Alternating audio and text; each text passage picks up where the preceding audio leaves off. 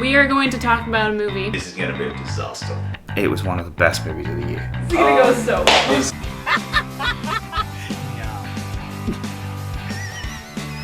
Probably one of the last movies I would ever want to see in a theater.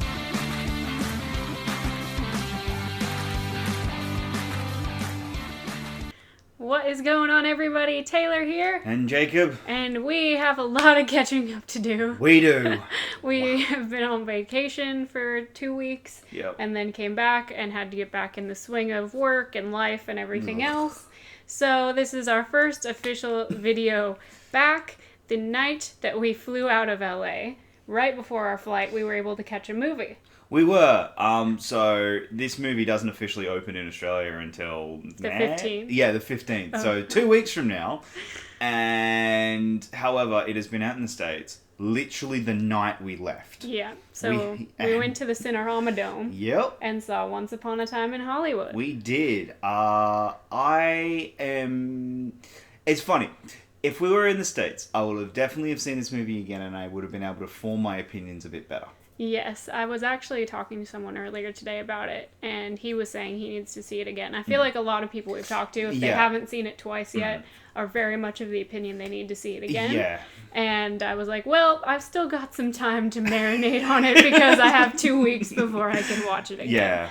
But with that being said, this is going to be a pretty spoilery review, just because it has been out for a while. And the nature of the movie. And you just kind of have to. There's not really a way you can dive into this movie the way I'd like to. So, mate, just real quick, non-spoiler thoughts. Yeah, real quick. To me, it's a movie that you definitely need to go see. Mm-hmm. Whether or not you're going to like it is a different thing, but I feel like everyone should form their own opinion on this movie. To me, it's a movie that it is absolutely Tarantino's most self-indulgent film. It is absolutely his most... I find it fascinating that this is the film he put out in his first ever post-Weinstein relationship. Yeah. And that is something I'm very curious about in terms of his psyche. This film is very unrestrained, and I think to its detriment a little bit. I don't think so, but we will get into that discussion. So personally, I think it's a good movie that should have been a great one. And that's where I'm at the moment, but I do need to see it again. I think the more I think about it, it's a great movie than it is a good movie. I left the theater feeling like I needed to see it again, but I needed at least a couple of days to think about it. Mm-hmm. And I very much appreciate the way this story is told. It's not told in your common format of how a beginning, middle, end story usually is for movies. And I think that very much works in favor of the characters he wants us to spend time with. Mm. And it's a snapshot of a time in Hollywood that almost was, essentially. Hollywood, it's a fantasy of what Hollywood could have been in the time it's told. Because there are very realistic things, and then there are things where you can tell it's Tarantino's fantasy of what this time was like.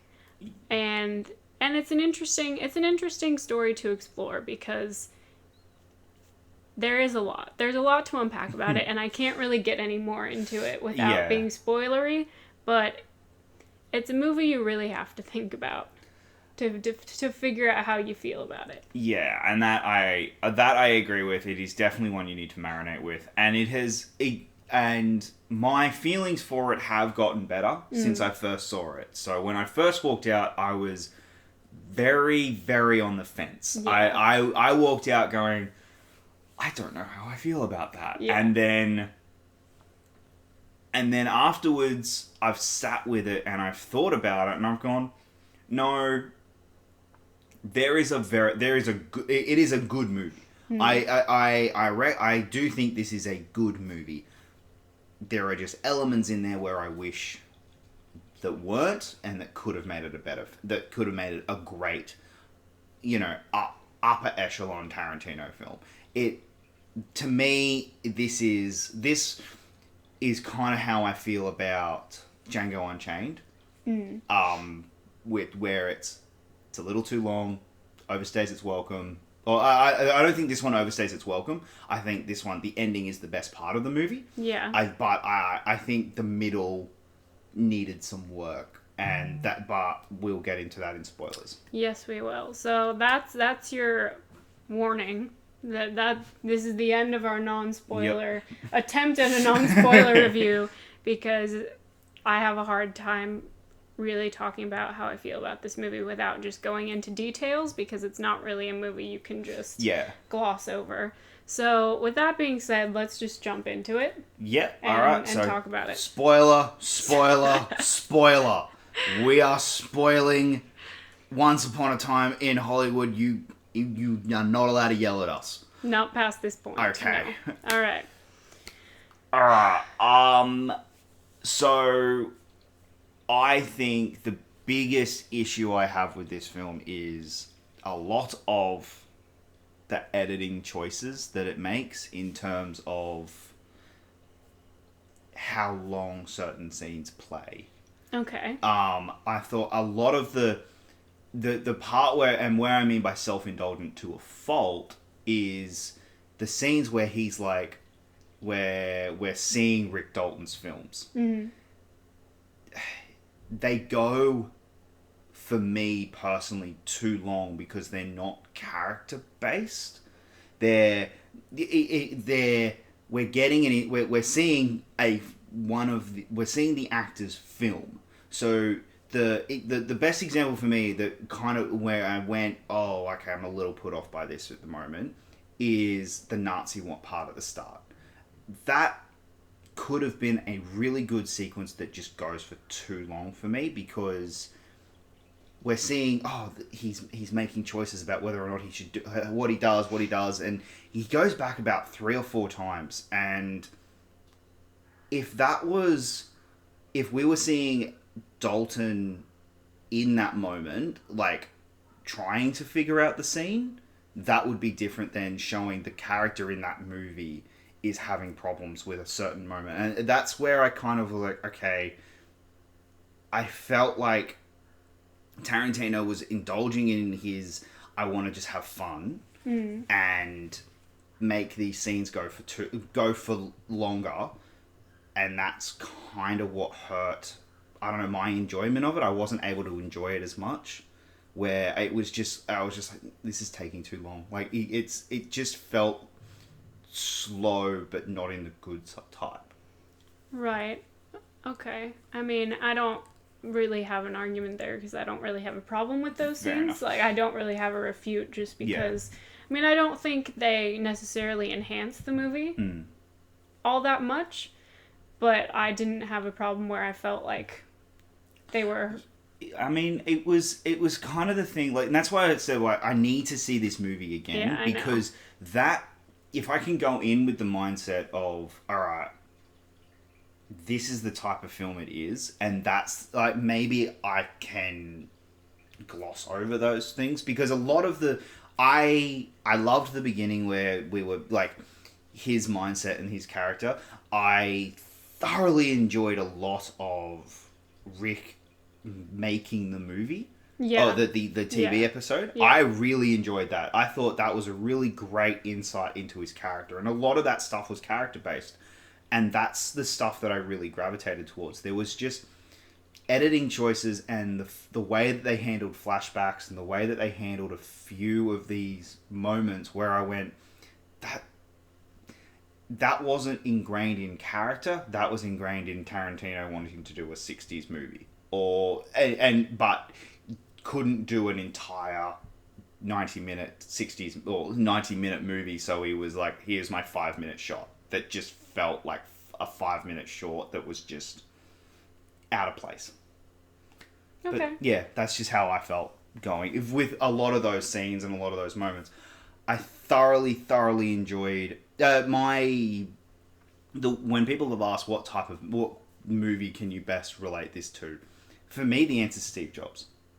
I think this is very much like the 2015 Steve Jobs film, because it is essentially it is a day in the life of these three characters. Right. I know it's set over like 3 different days, but mostly the way the story is told, you get a morning and middle and a night. Yeah. They're 3 separate days. Right. And it's this character, these 3 characters' life in one day, and then it boils down to really these 2 characters in one day. Yeah, and I think that's what I touched on in our little non-spoiler portion, is that it's not your typical beginning, middle, end. You have 3 days kind of just to sit with these characters and live their lives with them, and it's not necessarily built on building up to a climax and then dealing with the end result of it. Yeah. It's more, what do these people deal with trying to break into or stay into Hollywood at this point in their lives. And I think it was a really interesting character study in a lot of ways. Yeah. Especially with Rick Dalton, because you're seeing the star, the big movie star, trying to deal with if his career is ending or not, if he's still at the peak of his career, or if he really is kind of being washed out, or and him trying to deal with the mental ramifications of not feeling like he's at the top of his game anymore. I think it's one of the better performances we've gotten from Leo. I think he was astonishing in this movie. This was an incredible performance from Leo. I think this is easily a top 5 performance. I mean, just that scene that he has when he's on set with the little girl alone. His interactions with her, to me, are some of the best parts of this movie. Absolutely. And I think that they work incredibly well in terms of who this character is at this point in his life. Right. And I really did love that we were seeing a lot of that. And the moments around Rick and his interaction on that day on that set is awesome and just a lot of fun, and that was the stuff I gravitated towards, and I really thoroughly enjoyed that. I loved all the stuff with Cliff. To me, this is my favorite supporting acting performance of the year with Brad Pitt. I think Brad Pitt is incredible in this movie.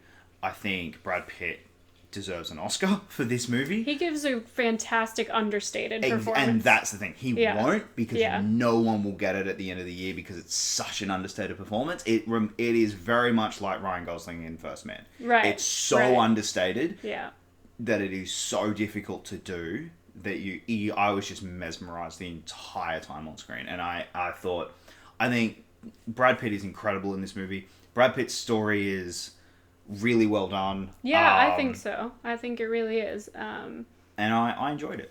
He definitely plays a great dynamic. And like his dynamic with Rick in this movie is so great, because you're really getting to see the kind of, I guess, Hollywood cliche of the 2 friends where the one seems to be really successful and the other one has kind of fallen out of it. I liked though was it was a genuine friendship. I was kind of waiting for the cynical part to come in. I didn't think it would ever get there. I thought maybe at the start. I mean, I thought that we would see the typical Brad Pitt's jealous. Brad Pitt's annoyed or anything. I never got the feeling of that. I at the start I did, and then after about 15 minutes went, no, there is a genuine friendship here. The scene where he drops him off and then goes, "You're Rick fucking Dalton." Yeah. That was about, okay, no, these 2 are genuine friends, and this is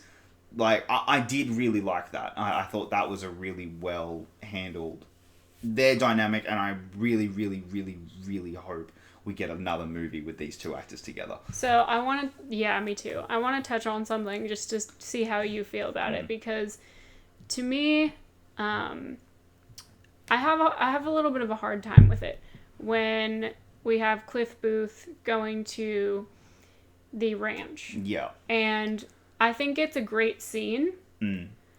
I don't know how I feel about how it fits into the movie overall, just because I have a hard time with it because you don't really see Manson in the movie, and No. you don't really like you understand that this is his family, the Manson family, obviously because of context. Yeah. But it's interesting to me. I think the thing I'm having the hardest time with is the gelling of some of that stuff. I'm one of my okay. So I would have found it absolutely fascinating if this movie didn't do Manson. If it did the bad times angle, right. Which is it's clearly Manson. Him. It's Manson, but it's not Manson. But they don't name. And they didn't name, and then they did the same. They didn't name Tate. I have a different opinion on. But if they did, if they didn't make it specifically Manson, and if they were like, it's clearly based on Manson, this is clearly the Hollywood based on 1969 Hollywood, but it's not named names or anything. I'm wondering what that film would have been like, because he's built in, and I wasn't thinking about it when I was watching the movie, but I thought afterwards there is no ticking time bomb in the film. Right. There isn't that drive for the film, except Manson's going to happen eventually. Right. Whereas as soon as they introduce Charles Manson, you go, Sharon Tate, Charles Manson. That's going to happen in this movie eventually. It uses the fact that history. Right. That is going to happen. Now, as that being the driving force, I'm curious to see how this film would have acted if that wasn't the driving force, if you get what I mean. Because if they went, it's Manson, but it's not. Right. So you're not waiting for Manson to show up. Yeah. And then he goes to the ranch, and it's kind of like a... It's clearly the ranch, but it's not, and you're going, are they going to do Tate, or are they not? Will they, won't they kind of thing. I'm curious where that angle would have gone. I think that's kind of where I'm coming from with it, where I really enjoyed that scene a lot. When he goes to the ranch, I think it's a great scene from beginning to end. Yeah. I love the creepy vibe of them really watching everything that he does. Yeah. And kind of being protective of their home. I do like that. I just think to me it was a little difficult because it is Charles Manson, and it's like, I don't know. Part of me really likes that it was, and part of me feels like it was distracting. Yeah. And I can't really figure out. I do need to watch it again, is my problem. I think this is our biggest problem with this movie, is that it's one that, it is one that, because it's very long. Yeah. But also, it is very, very chunky. It's slow, and... Which is not a detriment to me. It's deliberately slow. It is deliberately slow in a good way. Yeah, I don't have a problem with it being slow. I just had a problem with it digesting it. But also I had a problem with the choices that they made when it was slow. Right. I don't have a problem with a slow movie when it's supposed to be that kind of pace. Yeah. Yeah. Yeah. Well, I'm going to be one of the few people who says I like the way that they did handle Sharon Tate in this movie, because to me, I felt like I was watching a moment that kind of felt stolen. Yeah. I was watching a moment where she gets to go to the theater and enjoy getting to see a movie she's in. She gets to have the mundane kind of happy life that you feel like, obviously was cut very, very short. And to me, it was like a love letter to Sharon Tate of, she's not just a murder victim that everyone remembers her as. I'm sure there are people who don't, who remember her for her work and things, but when you hear Sharon Tate, a lot of people will think Manson. Yeah. And it was nice, actually, to not have her be tied up with that in this movie. You weren't just waiting for her to come to that end, and because of the ending we did get, where it's Tarantino super violent, you're not using Sharon Tate to kind of, she's not being exploited as the object of the violence, because that to me would have been really disrespectful. Yeah, I'm fine with them using Sharon Tate. I part of me has this feeling that I would have been I feel like you could have avoided all of that mess, but I don't think that was the point. Yeah. I don't think he was trying to avoid anything. I don't think he cared if it was a mess or not, because once again, this was his personal, to me, love letter to Sharon Tate, and painted her in a light that she didn't have to deal with any of the chaos in this movie. No. She wasn't, like I said, he's not exploiting the fact that she died, because she doesn't die in this movie. And I don't know. I think it would have been different, like I said, if she did actually die at the end. And then I probably would have had a problem where it's like, well, now you're just exploiting the fact that we know that she died a horrible, horrible death. Yeah. So I was fine with the way that they used her, and I thought it was a lovely kind of tribute to her, but I know I'm in the minority there, which is fine. But I would like to talk about, unless there's something else you want to throw in, I would like to talk about the ending of this movie. Yeah, so let's just talk about the ending, because okay, the ending is nuts. It's fantastic. It is absolutely fantastic. Nuts. And I loved it. I did see. There's so many angles that ending could have gone that I am fascinated if he ever did this. I'd love to. This movie is so chunky that I would love to sit down with Tarantino or listen to a commentary. Yeah. I know he doesn't really do them, but I'd love to actually like listen to a commentary for this film and see where his headspace went, because I thought that when they said we will kill the people who taught us to kill. Yeah.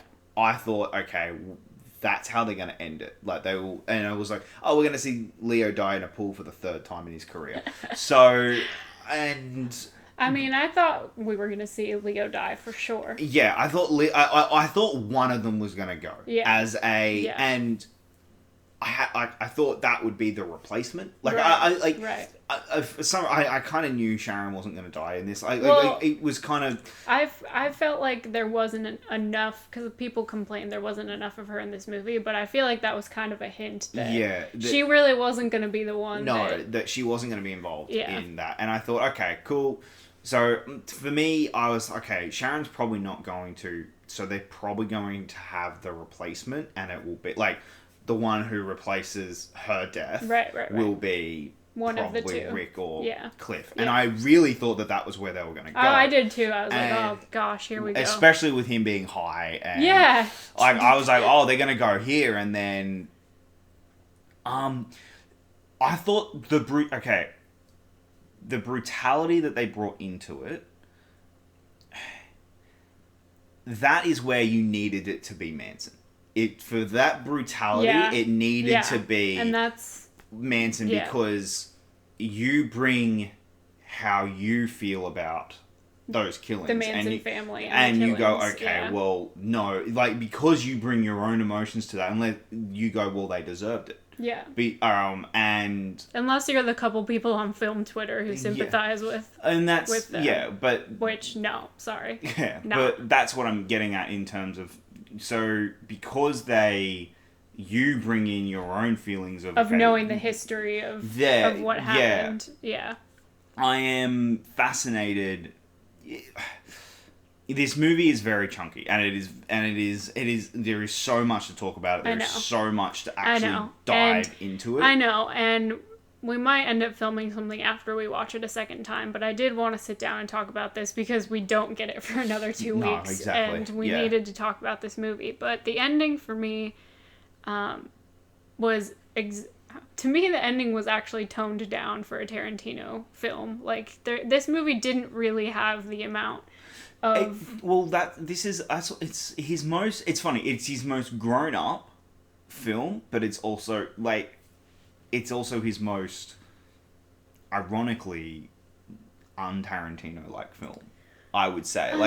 In terms of, there's no real violence except the last 15 minutes. Yeah. There's no N-words. There's no, there is a lot of things that... racial slurs and things like that. There's a lot of the things he has been known for that are not in this film. Yeah. And